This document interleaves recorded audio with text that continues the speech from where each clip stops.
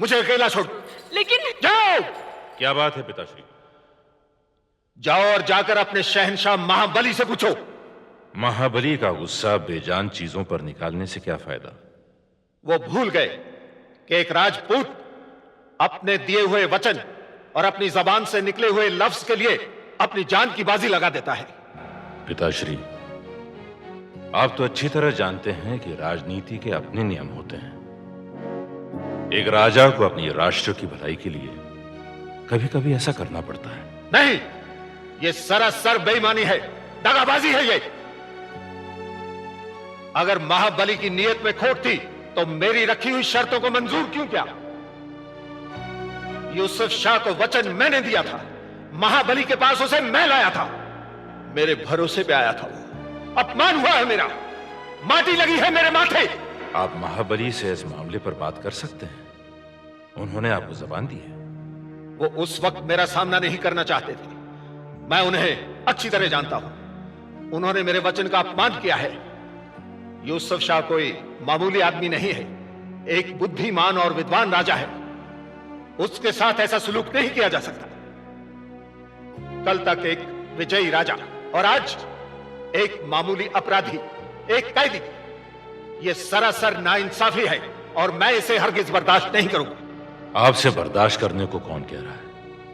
केवल कल तक की प्रतीक्षा कीजिए, उसके बाद महाबली से मिलकर जो भी कहना है कह दीजिए। वो तो मैं कहूंगा, वो इस तरह मुझे नीचा नहीं दिखा सकती।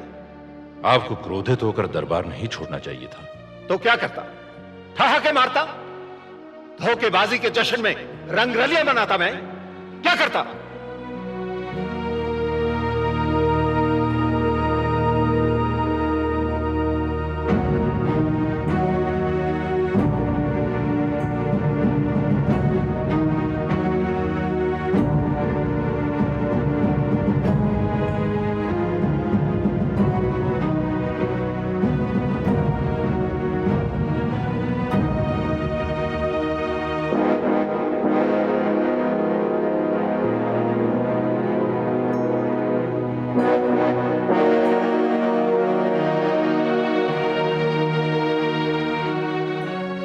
एक पराजित योद्धा के लिए समय है आपके पास? आइए, हम तखलिया चाहते हैं।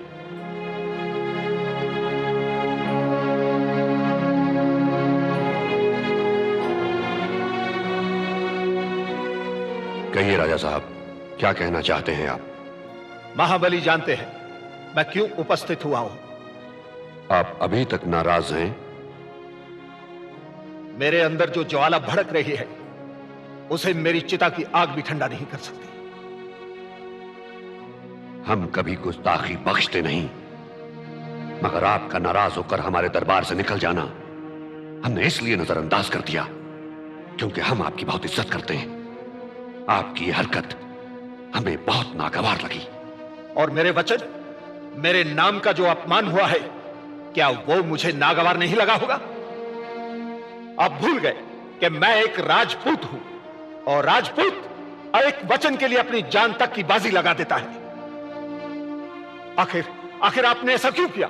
क्यों? इस सवाल का जवाब वक्त ही देगा। हमें अपने किसी अमल की सफाई पेश करने की जरूरत नहीं। हमारा मकसद कश्मीर को फतेह करना था और इसके अलावा उसे हासिल करने का और कोई तरीका नहीं था। आप जानते हैं हम शिकस्त बर्दाश्त नहीं कर सकते। अभी हमने आपसे जो कुछ भी कहा उस पर गौर कीजिए और उसे समझने की कोशिश कीजिए।